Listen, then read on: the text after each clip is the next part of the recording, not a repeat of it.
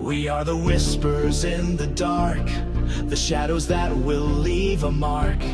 With every breath that we consume, we break the chains while whispers boom. They try to crush our spirit's light, with iron fists they wage the fight. But in the storm we'll stand up tall, unbowed, unbroken through it all. Feel the roar of hearts so bold, our stories through the ages told. In blood and fire we make our stand, no force can tame this land.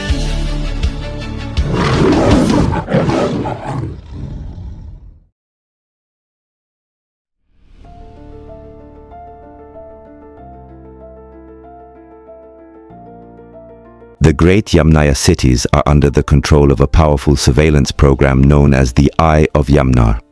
Only a few members of the Yamnaya elite partially escape its grasp. Indeed, not all of them wear the mark on their right hand or forehead, unlike some sons of Wei living in the major megalopolises. Instead, they wear a ring or a band that connects them to the Eye of Yamnar. This allows them to remove or even deactivate it at any time. One can be part of the aristocracy without necessarily belonging to the Yamnaya elite. In each Yamnaya caste, certain individuals form a separate circle, the elite.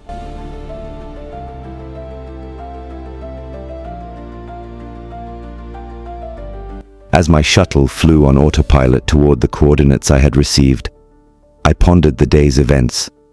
Something kept bothering me. Commander Arya was a seasoned watchdog. She claimed to have seen Princess Raisa enter the bunker, yet apparently she wasn't there.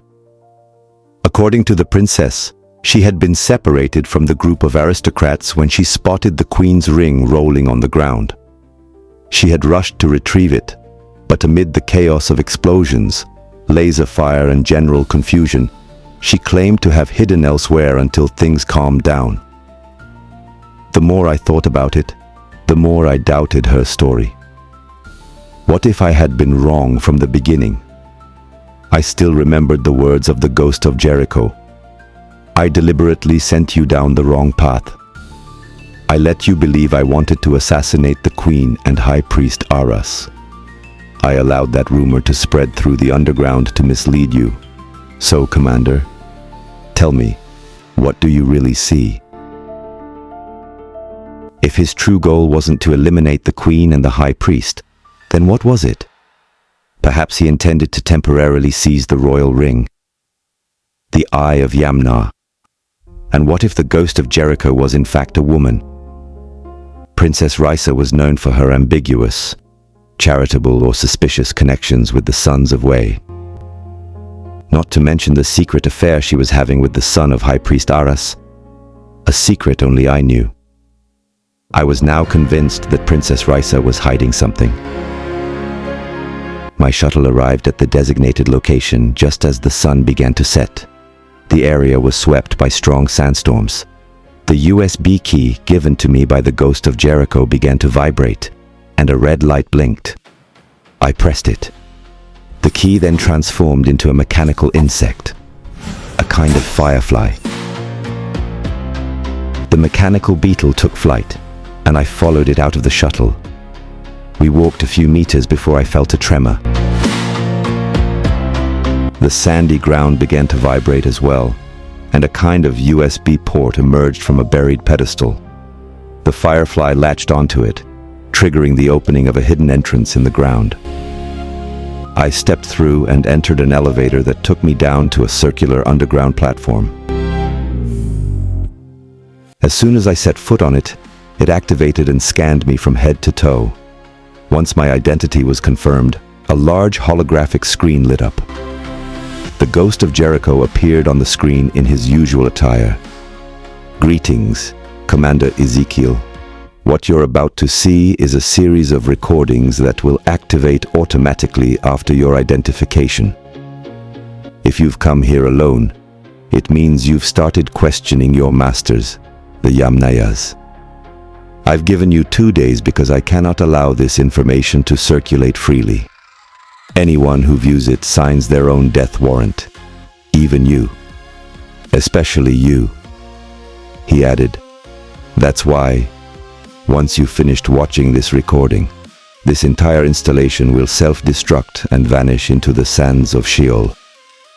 You'll have a few minutes to escape. If you're here, it means the second phase of my plan has unfolded as expected. Believe it or not, you have just witnessed the beginning of the fall of the Yamnaya Empire, and you will play a central role in it. Perhaps today you think you would never betray your masters. Just wait until you see what I'm about to show you. There are secret places on Genesis that appear on no official maps. You probably already know that. But I'm not talking about mere covert bases. I'm talking about outposts, or blood banks, as the Yamnaya elite call them. These locations are strictly off-limits to watchdogs and are reserved for the most influential members of the Confederation of the 13 planets. The terraforming of the planet's north triggered ecological disasters in the south. The Yamnayas then synthesized a drug they named adrenochrome. It multiplies strength and longevity, but gradually turns its users into inhuman, beast-like creatures. Officially banned, it continues to circulate on the black market, reserved for members of the Brotherhood of Blood. Followers of this sect capture Sons of Wei through human trafficking. Their blood is used in these outposts to synthesize adrenochrome, which is then distributed to its members. On the holographic screen, I saw one of those outposts. The first level looked like a farm for men, women, and children, all in biostasis. They were confined in glass pods, as if plunged into an artificial coma, connected to IV lines that drew their blood like livestock being milked, while other devices injected nutrients to keep them alive. The second level was a laboratory where chemists synthesized adrenochrome. The third, more secluded, was a space reserved for Brotherhood receptions, business transactions, or macabre orgies where the drug flowed freely, unleashing the senses in unrestrained frenzy. I recognized Queen Yana, in the midst of intercourse with Pope Rastapek, both entranced under the influence of the drug. I couldn't believe my eyes. The image crushed me. How could the supreme authority of the Yamnaya Church be involved in such a vile operation? This man I once thought wise and pious. The representative of the Church of Yamnar in the Yamnaya Confederation was, in truth, the worst kind of scoundrel. Why did Yamnar tolerate this? Was he himself a fraud? I know these images leave you speechless, added the ghost of Jericho. But I wanted you to see for yourself the hidden face of those you serve and protect. If everything has gone as planned, General Rog was absent from the felicity ceremony. He is being held in space with a portion of the army, because a strange artifact is heading toward Genesis. It appears to possess magical powers. The Yamnaya fleet tried in vain to destroy or divert its course. Their most powerful weapons had no effect. The artifact is shaped like a pyramid, much like those your ancestors once built. It is following a predefined trajectory. We know that your ancestors, the Sons of Wei, possessed the science of the Celestials. The artifact is said to have left the planet Levitica, and if my calculations are correct, will land not far from your current location. The Yamnaya media are unaware of this. The army has locked down the information to prevent panic after recent events. No Yamnaya ship has been able to approach the object, but perhaps a Son of Wei could. It's up to you, Commander. Perhaps you'll have better luck than they did. I can't allow you more time to process these revelations. This installation will self-destruct in less than 3 minutes. The recording ended. A countdown appeared on the screen. I understood I had to flee immediately. I ran to the elevator to return to the surface. 1 minute later, everything exploded. As I sprinted toward my ship, a powerful whistling sound tore through the sky. I looked up, covering my ears. I saw a gigantic golden pyramid-shaped vessel, gleaming, shining with 1,000 lights. It had no visible engine and was piercing the atmosphere. I followed it. I boarded my shuttle to track it and see where it would land. I activated the onboard video recording system to document the day. Everything seemed too surreal not to record. A flood of questions filled my mind. Could it be our ancestors returning to us? Suddenly, my shuttle's radar lit up, indicating that other crafts in the vicinity were also in pursuit of the strange object. They were likely rebels, also informed of the artifact's arrival. In any case, I had a considerable head start on my pursuers. Soon, the immense pyramid-shaped vessel stabilized and remained levitating about 2 meters above the sandy ground. I came to a stop as well and stepped out of the military shuttle. It felt as though time had frozen around me. The gleaming pyramid fell completely silent. I approached it with caution and curiosity. My heart was pounding at the sight of such a vision. Suddenly, the intensity of the light emitted by the object decreased, and I was able to move a little closer to the shimmering artifact. Then I heard a voice rise from the artifact, asking me in a solemn tone, "Who are you, son of Wei?" "I am Ezekiel, the watchdog of High Priest Aras." "Your name will no longer be Ezekiel. From now on, you shall be called Nginya, for you are a Kakea. Now eat this scroll." "I don't understand," I replied. "I am an entity in service of the One. You call us the Celestials." "You're a celestial? Like Yamnar, our guide to the One?" Yamnar is a fallen celestial. We have absolutely nothing in common with that rebellious entity. This artifact you see contains the forgotten knowledge of your ancestors. In time, you will remember. Now, extend your hand toward me," commanded the voice from within the shimmering artifact. Slowly, I stretched out my right hand toward the gigantic pyramid, which suddenly shrank before my eyes within seconds until it came to rest in the palm of my hand. At its touch, a violent and powerful surge coursed through my entire body. Yet, incredibly, I remained standing. For a moment I saw my body turn into pure light. Then, a burst of radiant energy erupted from within me, accompanied by a shockwave that shook the ground and spread across all of Genesis. The pyramid had vanished, as if it had merged with me. I didn't understand what had just happened, but I knew I was no longer the same. It felt as though something inside me was being repaired, restored, piece by piece. I was no longer the same.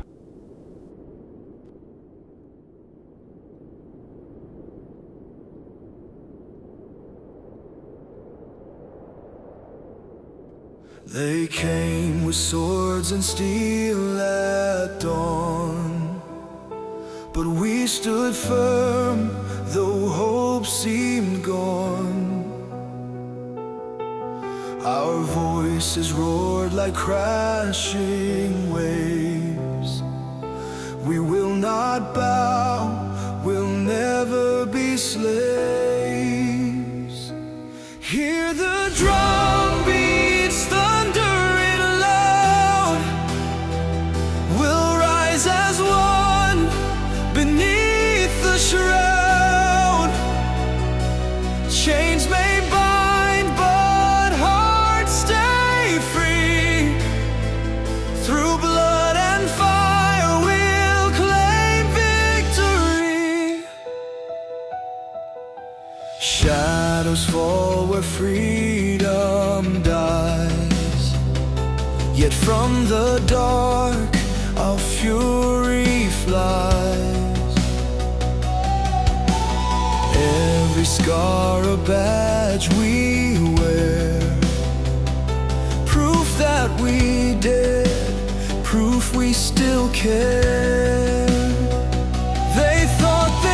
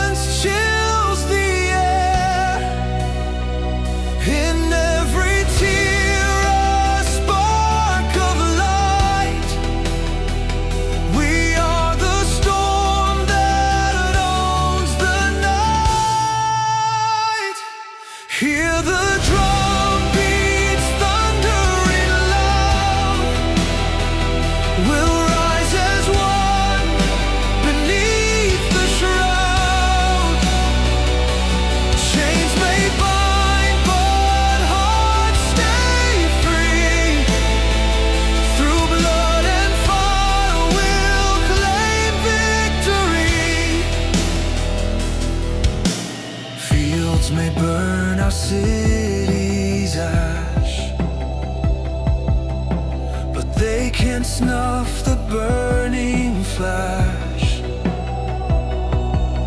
of dreams that grow in quiet pain. We'll see the sun, we'll break these chains. Hear the drum beats thundering loud.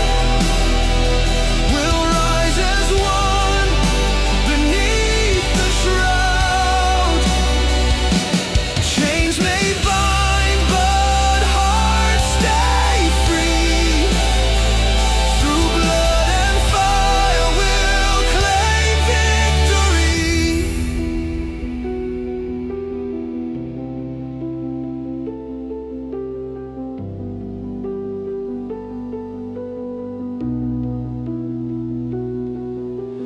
Fields may burn, our cities ash,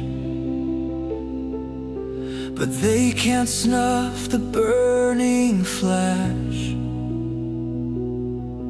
of dreams that grow in quiet pain.